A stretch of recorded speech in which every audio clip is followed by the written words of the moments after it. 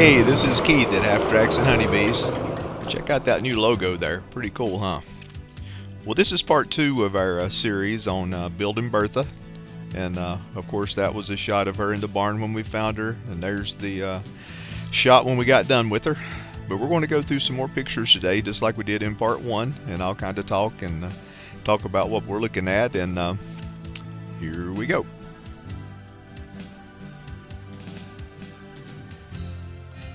Now, some of these pictures are all not necessarily in order. That's the screws to collapse the volute springs so we can take the bogies apart. There's several pictures here with the bogies. You can see there was in pretty rough shape. Everything was rusted, locked up. All the pieces, parts had to be taken apart, cleaned. New seals, cleaned the bearings. Most of the bearings were all good. They just need to be repacked. There's the volute springs. That's the suspension on the half track. You can see that's pretty heavy duty. She don't ride very good. Not a lot of give there. But you can see the crab assembly there at the kind of the top of the screen. Here we have some bogie wheels scattered about the yard in a hammer in curl oil, and I had to wrestle them pretty hard to get them apart. Here we're in the parts washer. Here's out of the parts washer. All the bearings, a lot of that stuff cleaned up nicely. There's some bracketry, the axles and all for the bogie assemblies. Some more bearings and stuff for the hubs. Lots of brake clean. That's the rear hub there. I had a piece laid on it so I could beat the crap out of it trying to get something apart. Kind of like I'm doing here, using this stack of tires to work off of for a workbench. You can see the bogies were in a pretty rough shape. You can see a seal and a spacer and a bearing there. That's a seal. You can see the lips pretty well tore up. Grease hadn't seen the light of day for probably 70 years, but the bearings were actually in good shape. There you see some NOS seals still packed in the wax paper from back in the 40s. They were the original leather type seal that I had to soak in oil to get them back pliable again so they would work. There's the bucket of oil with the seal in it, and they work great. Here I'm digging out a rat's nest from up in the assembly that holds the bogie assembly. There's a crab in the vise. They were locked up tight. It took a lot of curl oil. It took a lot of heat. It took a lot of pressure. I took them to work and put them in a 60-ton press, and finally got them to pop out. And it scared everybody in the shop when it happened. It was so loud. There's the cover over the gearbox on the front winch. There's the hub with those little split things. There's axle out of a crab assembly. That's the axle. A little rectangular block goes on the end there, and that's what slides up and down. You'll see the slide here in a minute. That's inside the crab assembly. I had to clean that up. There's a volute spring with the center part of the crab. There's some old rusty pieces, parts that I had to work with. Some of these pictures are all out of order. My apologies for that. Not sure why they lined them up this way. That's part of the carriage from up on the pulpit, the ring in the pulpit that carries the 50 cal. Here we are being picky, ha ha ha, with a pick, cleaning up some of the bogie stuff. There's some more of the bogie assemblies. Book showing me how to put everything back together. There's the slide assembly I talked about that has the little rectangular piece where the crab slides up and down in. You'll see that here in a minute. There's some more arms and axles for the bogies. There's a brake line off the front wheels going through a bulkhead fitting. Not sure why that's out of order here, but that's what that is. There's the rubber line on the other side going over to the wheel. There's the big nut holding the front hubs on. That's a bracket for the exhaust. Wheels with some nicely lubed bearings. The brakes, there's the hub on.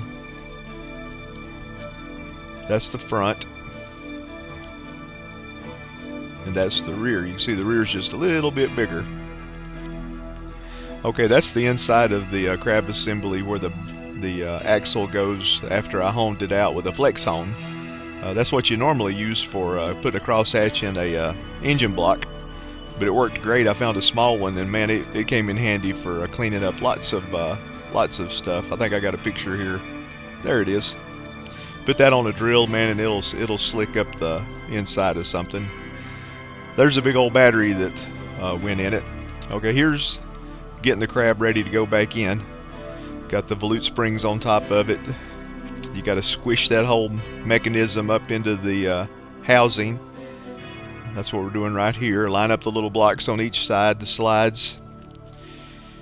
And then you've got to put those big screws back in the top of the crab so you can squish the volute springs. You can see a grease fit in there I put in the middle of the volute springs so I can lubricate that axle now on the crab. There's a tapered pin. That's what holds the little blocks on the ends of the crab axle. Okay, now we're on the interior. There's the dash. You can see the floor pan's not there. There's Bertha setting up on jack stands. There's some hubs. The same stuff over and over. Clean off the rust, paint them with anti-rust, and shoot them green. There's the green. I did that same thing over and over and over. They look pretty good though, don't they? Used a lot of green paint. Okay, there it is, the screws that are squishing the volute springs to hold them up so you can put everything back together under tension. There's the axles laid out for the bogies.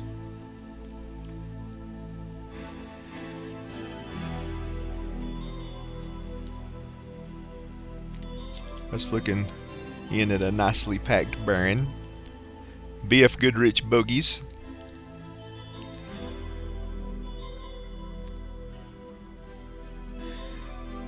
That's an assembly.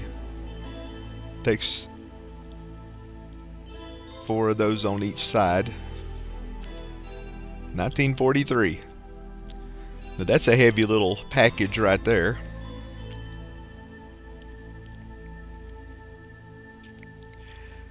You can see how that bolts on under the crab assembly. There's a tube of grease. Used a lot of grease. Now that's what it looked like when I got it. Everything was locked up tight, and there's after it was refurbed. Bit of a change.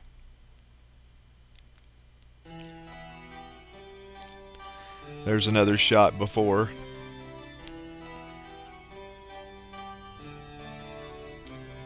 There's a nice shot after. A little bit of difference.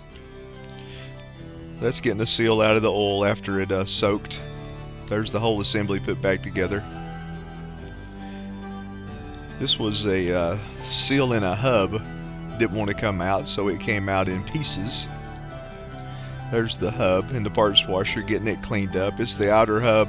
I think it goes on the tensioner. That's the armor that goes over the oil pan. Look at that hunk of steel. I guess to keep you from knocking the oil pan off if you hit a stump. There's some of the old grease in the rear tensioner hub. It hadn't seen daylight in a few years. There's the ring that goes up in the pulpit for the 50 cal, leaning against Granny, my 64 Fairlane hot rod. And you buy grease by the case when you work on a half track.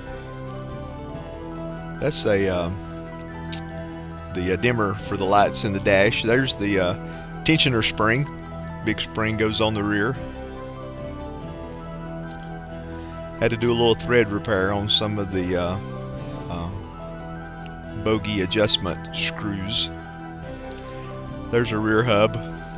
Over on the right is a return roller. There's a return roller in pieces. That's the spring pocket where the spring goes. That's the rear axle for the hub that goes for the idler or the tensioner.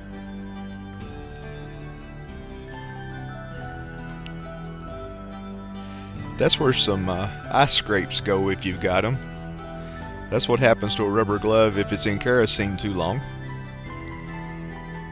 There's a cool puller that you use to pull seals out. That spring's not bent, it's just loose.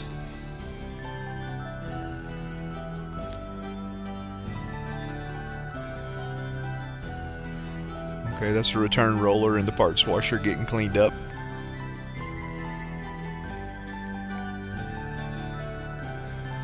Some more greasy parts.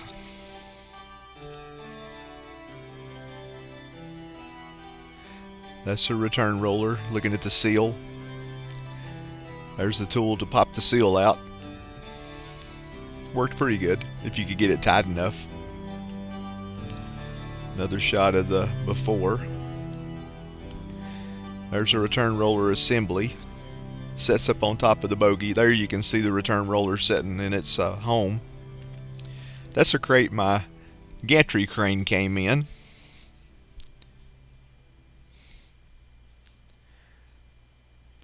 There's some pieces, parts laid out. Not far from putting the tracks on here.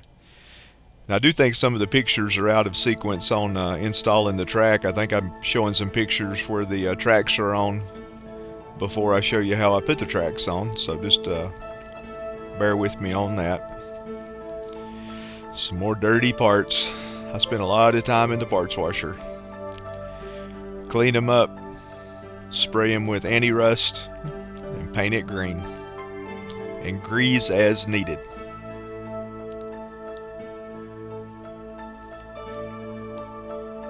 Put a little heat on a bolt right there to pop an axle apart.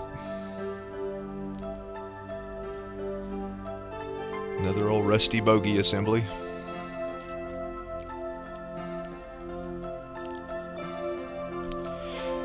Some volute springs. This is working on the other side. There's all the parts of the tensioning spring taken apart. Clean them up, spray them, paint them, grease them. Repeat as necessary. There's some more good grease.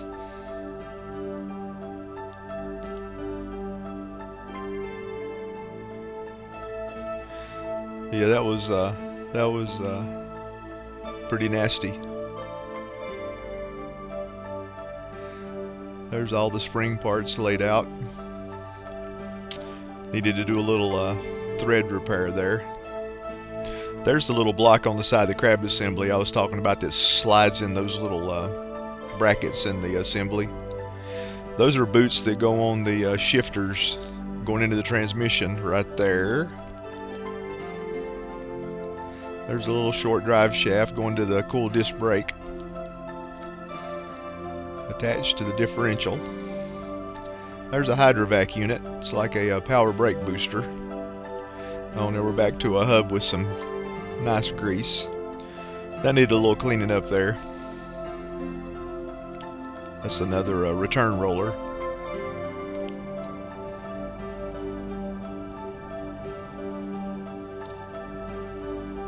Not sure what that is. That's a funky angle. Oh, this is the volute springs. Okay, that's just showing the crab with a little block on the end.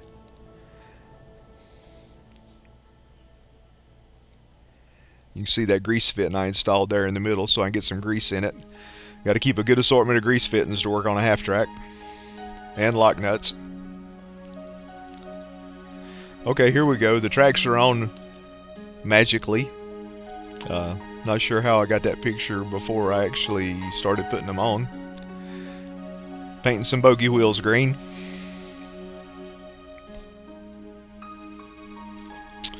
Tracks on.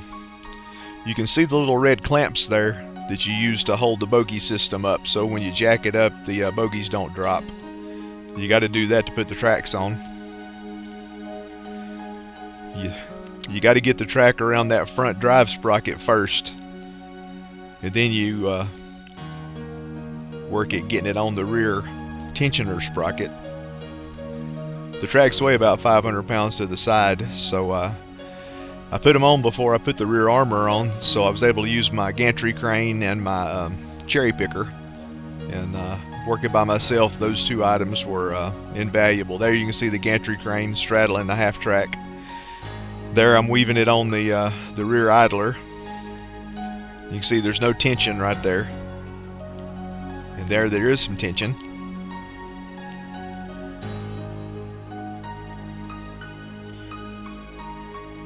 There it is. The rear hub is, the outside hub is put together. There you can see the little red clamps that hold the bogies together, or hold the system up to the crab so it don't drop. That's the handle that closes the louvers over the radiator. There you can kind of see the gantry crane, how big it is, and how it would straddle the old half track, and that came in so handy. Working by myself, there was just a lot of things I couldn't do without that crane. It's hard to hold pieces in place and try to screw them in by yourself. There you can see the cherry picker and the gantry crane helping me out hold up the tracks. Okay, this is when I first started putting the gantry crane together. This was when I stood it up. Got a couple of tool cabinets from work when they sold them.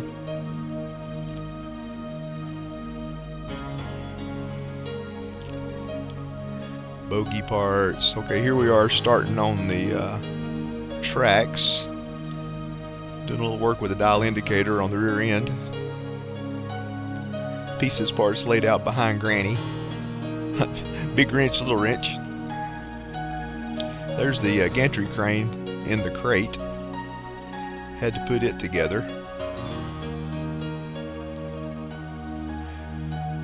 Got it put together and then had to stand it up. There we got a bunch more bogey parts. An old rusty hub. And a rusty crab. There's a NOS bearing in the cool little bearing container, or a seal. That's a seal, excuse me. Kroll oil, highly recommend it. That stuff's magic. Stack of old bogies. I use those to hold my beehives down now when the wind's blowing hard. Okay, here we're rebuilding a Hydrovac. Like I said, that's kind of like a brake booster. Uses vacuum to help multiply your power going to the hydraulic power going to your brake cylinders. I had a rebuild kit. I actually had several. Big spring. So I rebuilt the Hydrovacs, put new seals in it, did a lot of stuff. That was a interesting little project, but it actually worked pretty well. The Hydrovac has worked good. Don't have any leaks. Good brakes. So that was a success. There it is in place. It sits under the driver's seat right there beside the master cylinder. There you can see the desiccant that came in the rebuild kit. These NOS parts were great. They were packed back in the 40s. They put desiccant, all kinds of stuff in there, man, and you open them up and it's a brand new part that's 80 years old. That was always so cool. Tubes of grease, empty tubes of grease. That's the rear adjuster behind the tensioner. I bought every book I could find, all the technical manuals, everything I could find from the military.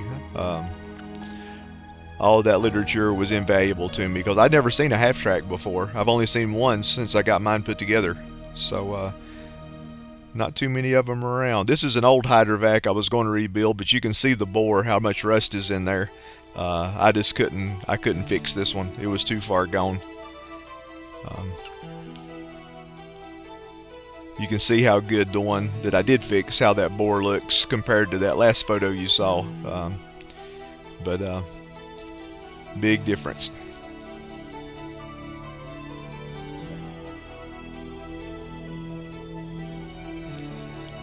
That's just some signs at the back of my shop. Case of grease. There's the metal part of the tracks that the drive sprocket runs in.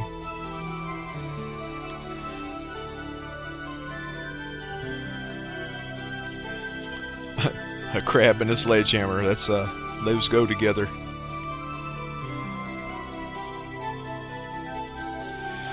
I did a lot of reading and a lot of looking at pictures. It was an interesting project. There's the boots that go over the knuckles on the front wheels. Those were a bear to get put together and get put in place.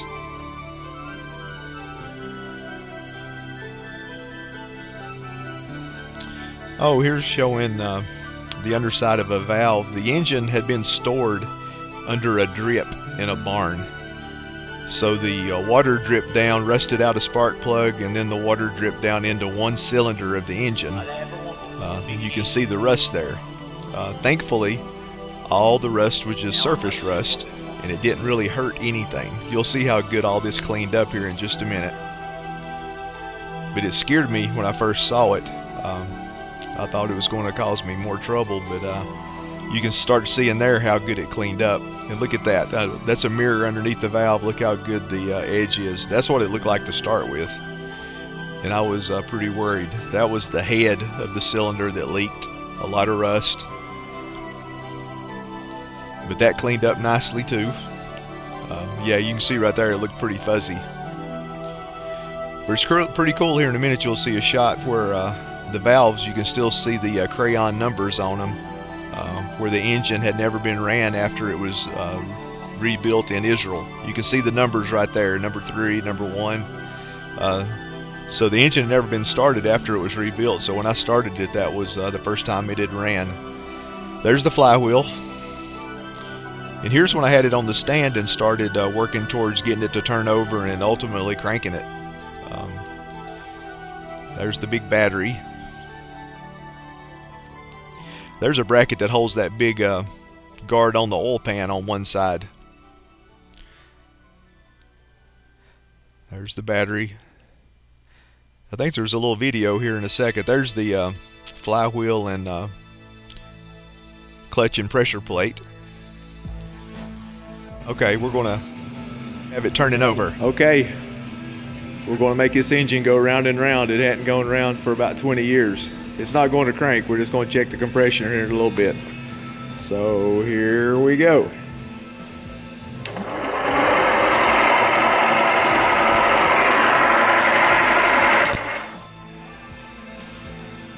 Good deal. Yeah, that was the first time it had turned over. Here's once I got the brakes back together, I found a line that had a hole in it. So I squirted brake fluid everywhere. Big wrench.